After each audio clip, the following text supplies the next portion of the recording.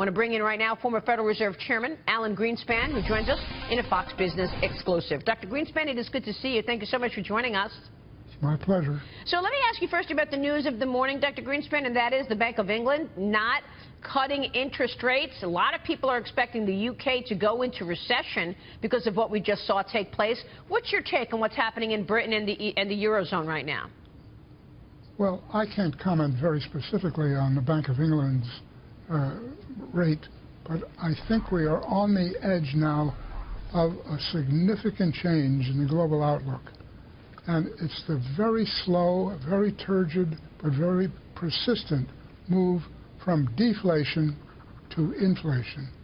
We're seeing the very early signs of the process of inflation arising, first, I might add, in an area where it must occur, which is in the rate of increase in transaction balances, so-called M2, in the money supply. Because the only thing that ultimately determines the general price level is the money supply. It's what the data show going back 100 years. The issue now is we haven't quite clearly got a breakthrough, but the last 5 to 6 to 8 weeks of money supply growth are very clearly faster by perhaps 2 percentage points annual rate than they had been. So I think we're beginning to see, and I think the stock market is showing the same pressure. In order to get out of this particular phase, we have to go through a phase which looks fairly positive, meaning stock markets move, yield rates, I might add, rise in the process, but it will look more like a normal recovery in economic activity. It's not that at all. It's the moving towards an inflationary environment because we have so much purchasing power out there that is unused. And this is not only the United States, it's virtually everywhere. Wow. That has to break through at some point. I don't know when. It's a wholly new phenomenon. It could go on for weeks or even months.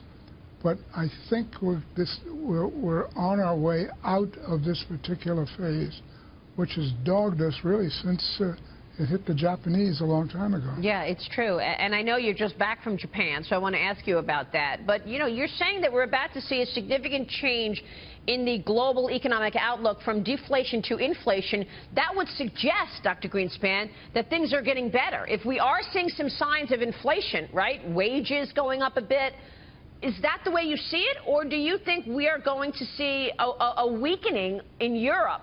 And what's the impact on the U.S.? I think Europe is a separate issue for the moment. But what I'm talking about is not a return to some stability in prices. I think, yes, if we're starting to move on the price inflation area, which, remember, we have not yet seen, and it's still latent in the data, but when that starts, the presumption that it's going to stabilize at some moderate rate is, I think, foolish. History tells us that we will get out of the deflation area, but we will be in nirvana, so to speak, for a very short period of time as we move into a fear of inflation as the markets begin to move. And I can't say it is a wholly new environment. We've never been through anything like this. But the presumption that the inflationary pressures are going to remove the deflationary, and that is good, that will last for about 3 weeks. I have maybe 4. Yeah, wow. But that's not what the issue is. Yeah. The issue is it's a different issue completely.